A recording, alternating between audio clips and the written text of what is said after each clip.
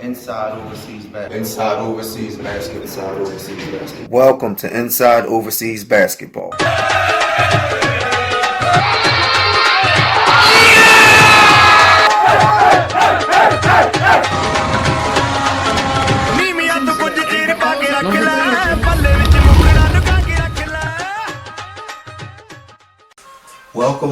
Welcome. Inside Overseas Basketball.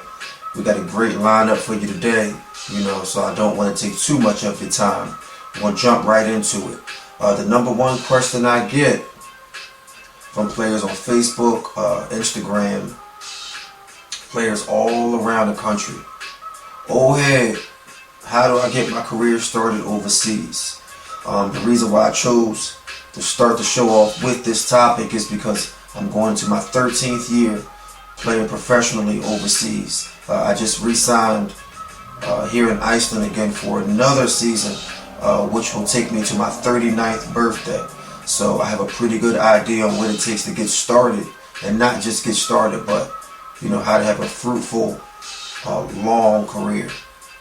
So my first bit of advice is this: you have to be honest about your skill set and who you are.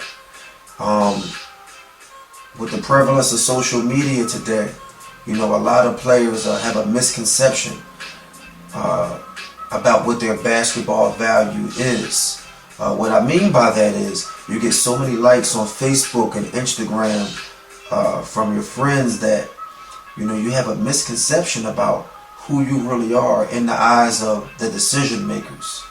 So in terms of getting started, I would say this: you have to find a level and a country that would be suitable for your skill set.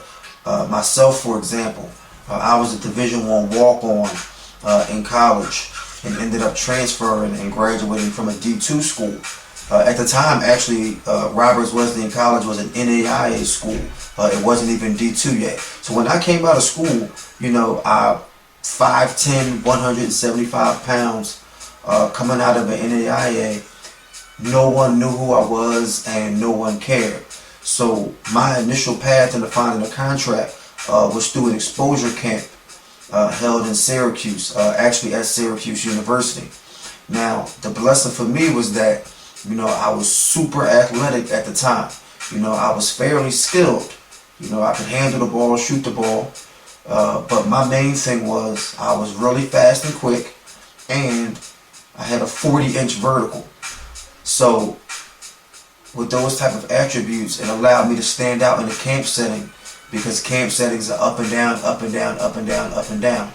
The blessing for me actually was in one of the camp playoff games. I was blessed with the opportunity to play against who many consider the best point guard at the camp. His name was Donald Copeland. He played for Seton Hall University. In fact, he was second team All Big East that year. The problem with Copeland, and he was an outstanding player, of course, was just that, I'm 5'10", Copeland was maybe 5'8". So I always was able to do well against other small guards because I could essentially jump over them. So, we had a nice battle. I took some hits and I gave some hits. And at the end of the day, I would say that he won the battle, but I think I gained my respect. Not really so much from other campers or him per se, because that's not really why you're there. I gained my respect from the decision makers. So right after the game, a scout by the name of Martin Geisler from Germany, he walks up to me. Franklin, come here. He's talking to me. Hey, I want you to come play in Germany. And I said, okay, great. So, I pretty much got on by proving my worth in person. It's you just have to be honest about everything. I had an okay career in college. It was just okay, but I didn't showcase the best of my abilities, if that makes sense, like a lot of you guys. So if that's the case for you, then most likely you are going to have to more or less showcase yourself in front of some decision makers. It's one thing to look on tape and see a guy on video and YouTube and he's balling and he's doing whatever he's doing, but to be honest, when you're coming from a small school most of the time the video just doesn't look appealing to these decision makers. Number one, teams in Europe and Germany per se, they have no idea what the heck or where the heck a Roberts Wesleyan College is. Okay, that's first of all. They only know Duke, North Carolina, Virginia, Arizona State, and Villanova, schools like this. So they don't know where you are and don't know where you're from. That's the first thing. Okay. Secondly, the quality of your video, a lot of times, even if you ball it out, you're going crazy, it just looks suspect because at a lot of these D2 and D3 and NAIA games, nobody's there. Nobody's there. Okay, you have no fan support. Now the problem with that is, even if you're the best player in the world, it just looks like open gym, on YouTube. And that can actually be problematic when you compare your video to a guy coming out of, Arizona State University, and he's playing in front of 12,000 people. And, he's doing the same 2-dribble pull-up that you did, except for when he does his, you got 12,000 people screaming. You got cheerleaders dancing and bouncing around all on the baseline. You got ESPN with 10 different camera angles. Whereas your camera angle is pretty much being filmed by, the student manager who's missing half the game. His hand is in the lens of the camera, a third of the game.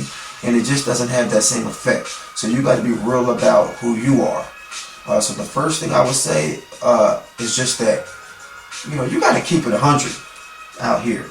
The problem, or one of the problems with, modern basketball and social media today is that it gives us all an inflated sense of ego.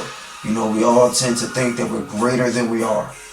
And then you got these other idiots out here on social media talking about, oh, I know my value, I know my worth. And the reality is, your value, your worth is based on your value that you bring to the marketplace. So you got to ask yourself, if you were a decision maker in the business of basketball, and you have 2 players, equally skilled, equally talented.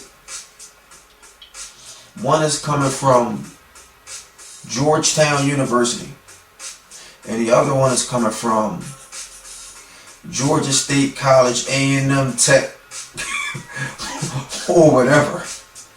And you were trying to sell this player to your fan base, to the team owner, just to kind of create a buzz. Who would you pick? That's the question. So a lot of times guys just got to get out of their feelings and realize, you know what?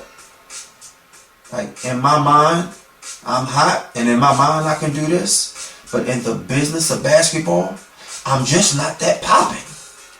And that's fine. That's fine. Because when I came out of school, I wasn't popping either. But there's a big difference between, a coach in Germany or Czech Republic or Saudi Arabia seeing you dunk on YouTube and you doing a 360-roll windmill in person. He can't hear the sound of the rim as it kind of clanks up against the glass, and he doesn't see the backboard shaking. All of your speed and definition, it just looks different in person. It looks better in person. It's kind of like the difference between listening to some music on, on your phone that you downloaded versus being at a concert. It's just a completely different energy. So all in all, keep it 100 about who you are. Be humble. And then get hungry. Yes.